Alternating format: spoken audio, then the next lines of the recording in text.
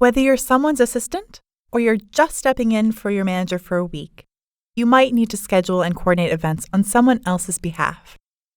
In this short video, we'll use Delegate Dave and Manager Meredith to show how Dave can become a delegate of his manager's calendar and send an invitation to their coworker, Frank.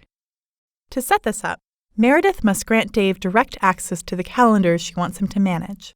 Once he has been granted access, Dave can create new events for Meredith, edit existing events, and accept or reject invites on her behalf.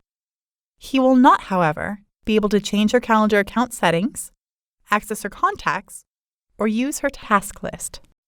Let's see how this works. To grant access to a delegate, the manager, in our case Meredith, must first sign into her Google Calendar. She clicks the gear icon, then picks Settings from the menu. Under Calendars, Meredith selects the calendar she would like to delegate to her assistant Dave and clicks the sharing link. Meredith enters Dave's email address, selects Make Changes and Manage Sharing as his permission level, and saves her changes. When Dave signs in and opens his calendar, he sees Meredith's name is in his My Calendars list. Meredith's events now appear on his calendar, but he can hide them at any time by clicking on her name. Dave decides to change the color of Meredith's calendar so it stands out from his a little better. He wants to be aware of changes to Meredith's events, so he decides to set up notifications. He opens the Calendars menu, clicks Reminders and Notifications, and selects a few of the options.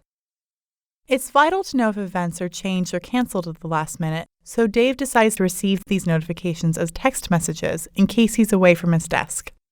Dave also opts to have Meredith's agenda sent to his inbox every morning so that he can better plan her day. In addition to notifications about new or changed events, Dave decides to set up default reminders for all events on Meredith's calendar. He adds a reminder that will pop up 10 minutes before each of Meredith's events, and another reminder that will email him an hour before each meeting. These notifications and reminders are only visible to Dave. If Meredith wants notifications or reminders for her meetings, she needs to add them in her own settings. Now that Dave has Meredith's calendar set up, he's ready to create an event for her. Dave creates an event as usual, but before he saves it, he selects Meredith's calendar instead of his.